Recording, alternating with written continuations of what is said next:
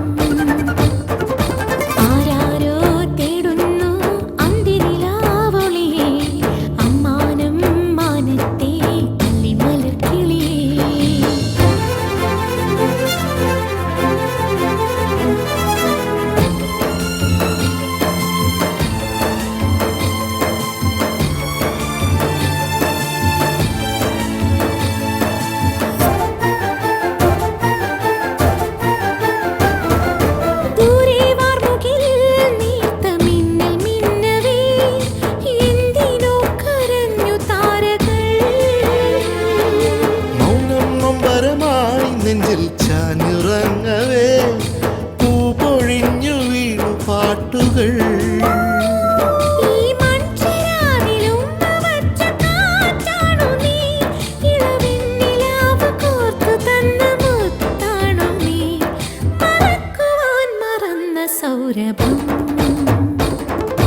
ആരാരോ തേടുന്നു അന്തിനിലാവൊളിയേ അമ്മാനം മാനത്തെ അല്ലിമലർക്കിളിയേ കനവ് പോലെ പുതു കവിത പോലെ കടൽ പോലെ കാറ്റു പോലെ ഓർമ്മയിൽ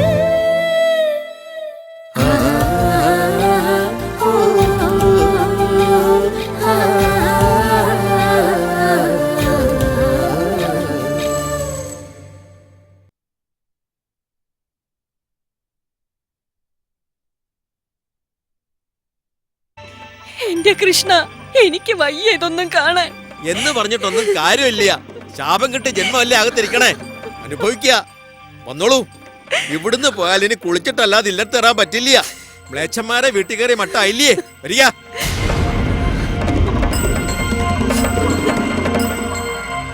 ശ്രീധര, എന്തെങ്കിലും ഒരു പോംവഴി?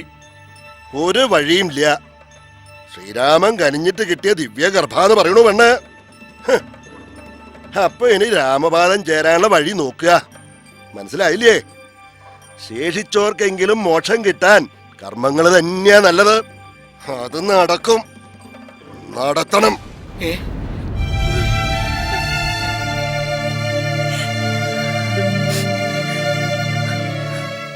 ആദ്യം മോശം കിട്ടേണ്ടത് നമുക്കാ.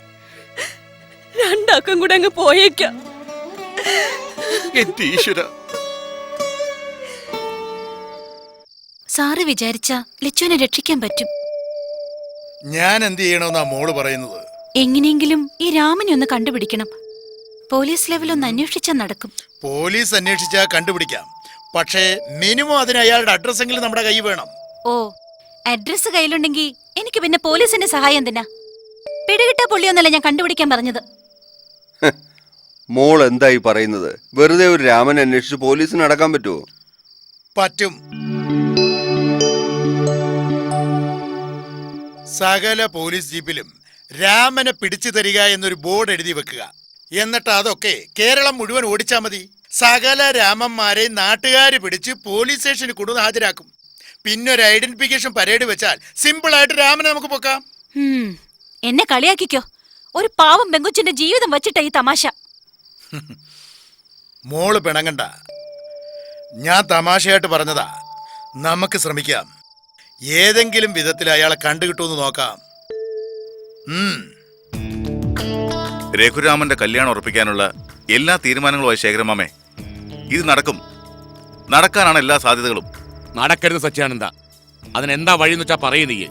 ഒറ്റ വഴിയുള്ളൂ, അവനെ അങ്ങ് തീർക്ക. കൊല്ലാനാണെങ്കിൽ നിമിഷ നേരം മതി. കുറച്ചുകൂടി പോസിബിൾ ആയിട്ടുള്ള വഴിയാണ് ആലോചിക്കുന്നത്.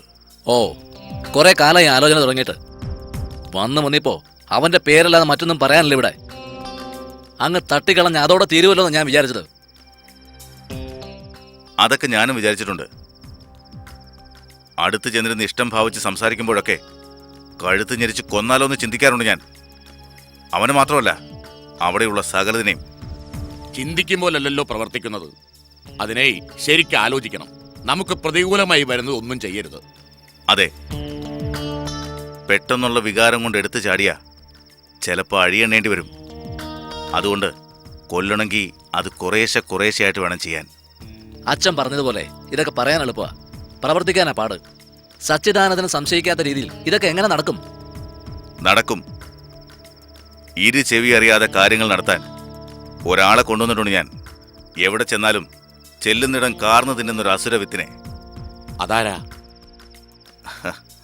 തുളസി, കേറുവാ.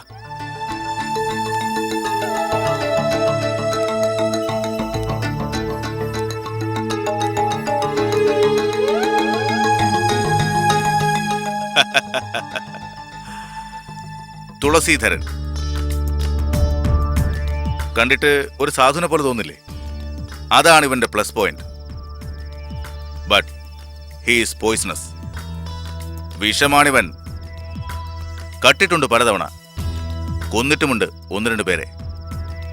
പക്ഷേ അകത്തു പോയതൊരൊറ്റ തവണ, അതും തെളിവില്ലാതെ വെറുതെ വിട്ടു. അടക്കത്തിൽ കക്കാനും ഒതുക്കത്തിൽ കൊല്ലാനും അറിയാം. ഇവനെ ഞാൻ മുല്ലക്കൽ തറവാടിന്റെ അകത്തളത്തിലേക്ക് പറിച്ചു നടുക. വേണ്ടത് വേണ്ട സമയത്ത് ചെയ്തോളൂവൻ. ആസൂത്രണമൊക്കെ കൊള്ളാം. പക്ഷെ എങ്ങനെ അകത്ത് കയറ്റും? അവിടെയുള്ളവർ വിശ്വസിക്കണ്ടേ? വിശ്വസിക്കും. അതിനൊരൊറ്റമുണ്ടും ഇയാളുടെ ഈ ദൈന്യം പിടിച്ച മുഖവും മതി. മുണ്ട് ഞാൻ എടുത്തിട്ടുണ്ട്.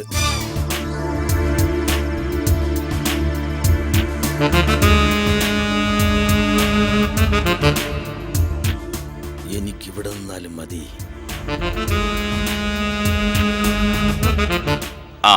അപ്പൊ രഘുരാമന്റെ കല്യാണം അങ്ങ് തീരുമാനിക്കാൻ പോവാ. അതൊന്ന് പറഞ്ഞേക്കാന്ന് വിചാരിച്ചിറങ്ങിയതാ ഞാൻ. പറയണ്ട. രഘുവേടന്റെ കല്യാണം ആണെങ്കിൽ അത് നടക്കില്ല. മറ്റെന്തെങ്കിലും ഉണ്ടെങ്കിൽ പറയൂ. നീ ഒന്ന് പോവച്ചേ. ഈ രാത്രി നിന്റെ വാചകം കേൾക്കാൻ വന്നതല്ല ഞാൻ. ഞാൻ ഇറങ്ങുക ശേഖരമാമേ.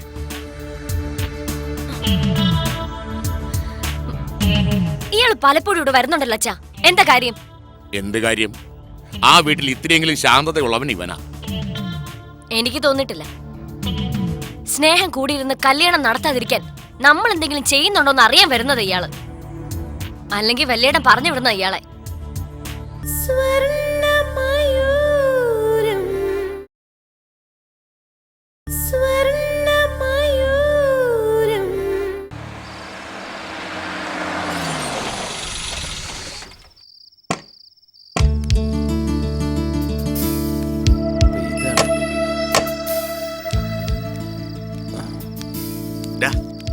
ഈ പാൻസ് കയ്യിലെടുത്തതിനാ? ഇങ്ങോട്ടാ.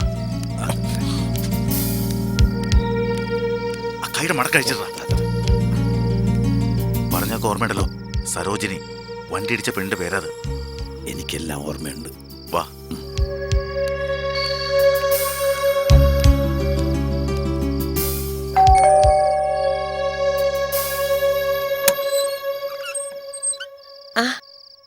വൈകുമെന്ന് വിളിച്ച് പറഞ്ഞിട്ട് ഒരുപാട് വൈകിയില്ലല്ലോ.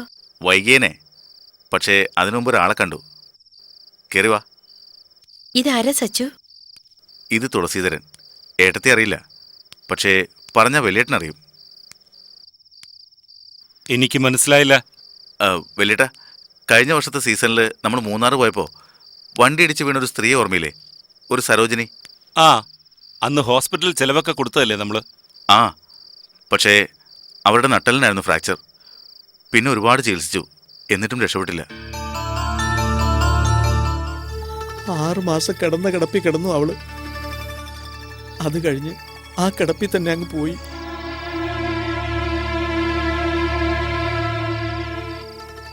കുടുംബം പണയപ്പെടുത്തി വരെ ചികിത്സിച്ചു. എന്നിട്ടെങ്കിലും രക്ഷപ്പെടുമെന്നായിരുന്നു പ്രതീക്ഷ.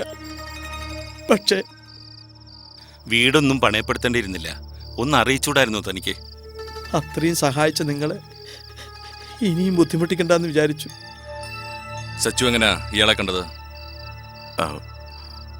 ബാങ്കിൽ അന്വേഷിച്ചു വന്ന ഇയാള് കഴിഞ്ഞ മാസം ഇയാളുടെ വീട് ജപ്തി ചെയ്തു.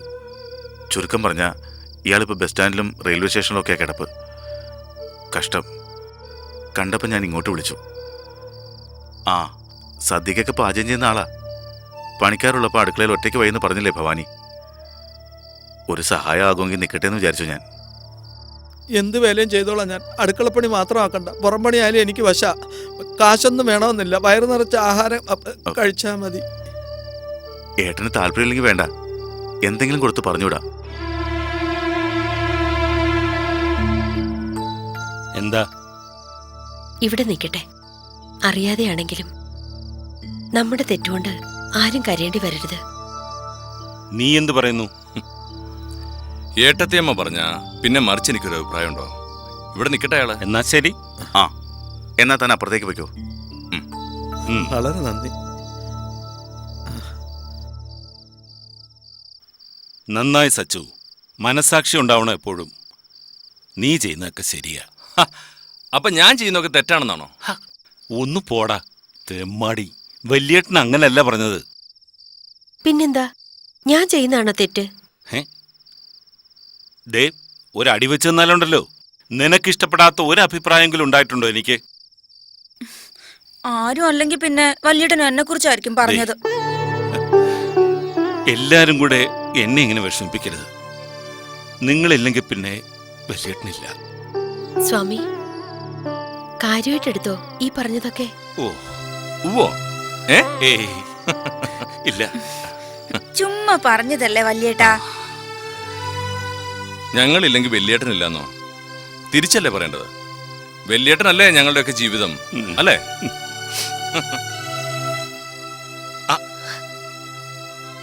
കരയാനൊരു കാരണം നോക്കിയിരിക്കുക അവള്. പോയി ആഹാരം എടുത്ത് വെക്ക് ദേവി.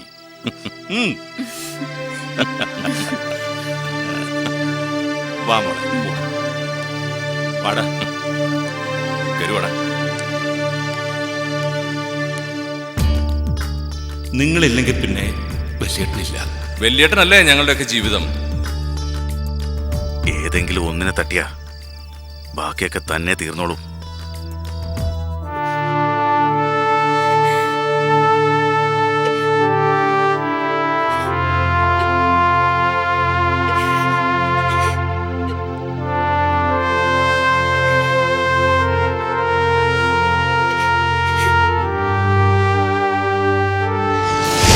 വിവാഹം കഴിക്കട്ടെ നിന്നെ ഞാൻ, പൂർണ്ണ മനസ്സോടെ.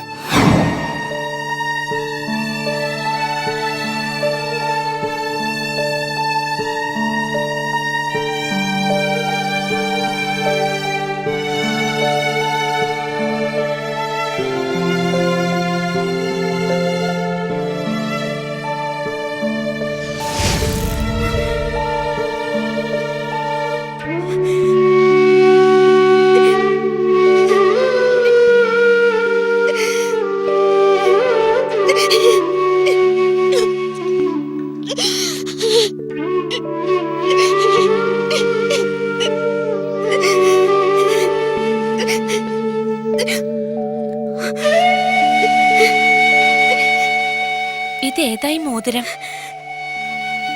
രാമനെ പിരിയുന്നതിന് മുമ്പ് രാമൻ എന്റെ വിരലിലിട്ടതാ. മറക്കരുതെന്ന് പറഞ്ഞ്. എന്നിട്ട് അയാൾ എവിടെ? എവിടെ അച്ചാലും പോയി കണ്ടുപിടിക്കാം. എനിക്കറിയില്ല. ഞാൻ പറഞ്ഞത് തന്നെയാ സത്യം. നീ പറയണതൊന്നും മനസ്സിലാക്കാൻ പറ്റണില്ല എനിക്ക്. നിക്കുന്നല്ല, ആർക്കും മനസ്സിലാവണില്ല നീ പറയണതൊന്നും. എനിക്കറിയാം, ആരും എന്നെ വിശ്വസിക്കില്ല. ചിലപ്പോ എനിക്ക് പോലെ സ്വയം വിശ്വസിപ്പിക്കാൻ പറ്റണില്ല. ഇങ്ങനൊന്നും പറഞ്ഞോണ്ടായില്ല. അങ്ങനെ ഒരാളുണ്ടെങ്കിൽ കണ്ടുപിടിച്ചേ പറ്റൂ. ഇല്ലാച്ചാ പിന്നെന്താ കുട്ടിയുടെ ജീവിതം? നശിച്ചു പോവില്ലേ? സ്വർണ്ണമയൂരം സ്വർണ്ണമയൂരം നശിക്കും, നശിച്ചു പോവും നാരായണ.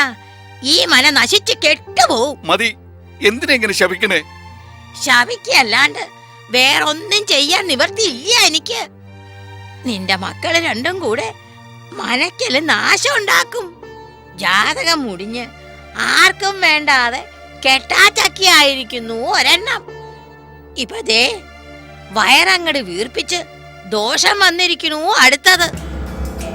എന്റെ എല്ലാം വെളുപ്പിക്കാനായിട്ട് നിനക്കുണ്ടായതാണല്ലോ നാരായണ ഈ രണ്ടെണ്ണം.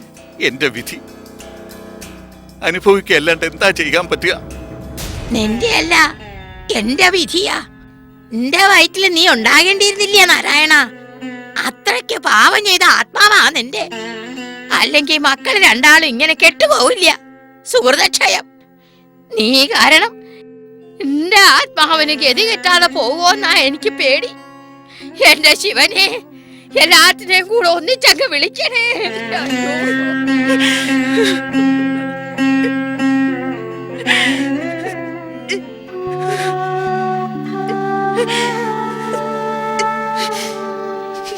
കേട്ടില്ലേ എന്താ അച്ഛൻ പറയേണ്ടത്?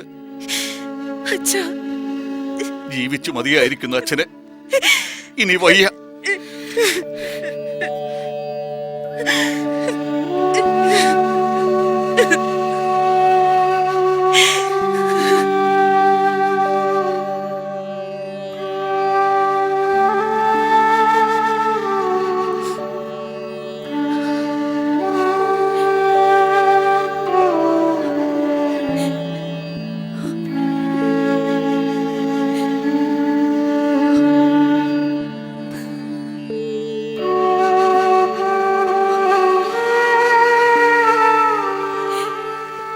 കരയേണ്ടിരിക്കുക.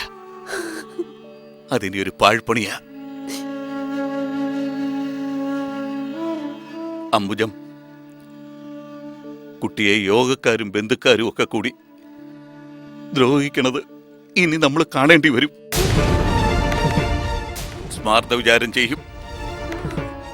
വിചാരണക്കാർക്ക് ഒരു ഉത്സവം പോലെയാത്. എനിക്ക് വയ്യ അതൊന്നും കാണാൻ. മാത്രമല്ല, പടിയടച്ച് ഇരിക്കപ്പിണ്ടോ അങ്ങോട്ട് വയ്ക്കും.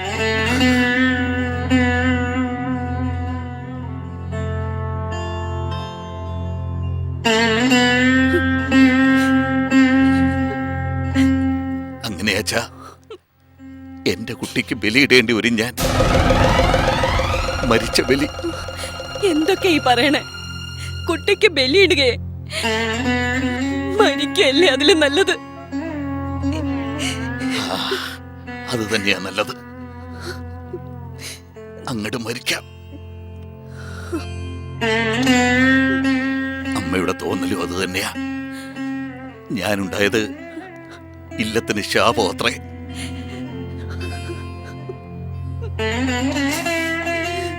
എനിക്കും അത് തോന്നുന്നുണ്ട്. ഏതോ ദുഷ്ടം പിടിച്ച ആത്മാവാ എന്റെ. അത് ദേഹം വിട്ടപ്പെട്ട് പോണതാ നല്ലത്. തീരുമാനിച്ചു ഞാൻ. ജീവൻ അങ്ങോട്ട് അവസാനിപ്പിച്ചിട്ട് പോകുകയാ ഞാൻ. പൊയ്ക്കോളൂ, അതന്നെ നല്ലത്. പക്ഷേ വേളി കഴിഞ്ഞ് ഇത്രയും കൊല്ലമായിട്ടും ഒറ്റയ്ക്ക് പോയിട്ടില്ലല്ലോ എങ്ങും. ഓ, ഇത്തിരി ദൂരെ പോണേലും എന്നെ കൂട്ടാറില്ലേ കൂടെ? അപ്പൊ ഇത്ര അകലേക്ക് പോകുമ്പോ എന്നെ കൂട്ടാതെ പോവാൻ പറ്റുമോ?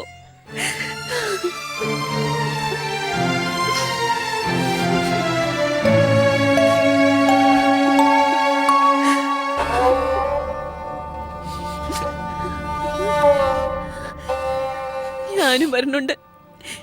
എവിടേക്കാച്ചാലും എന്നെ കൊണ്ടുപോകാതെ പോവാൻ പറ്റില്ല.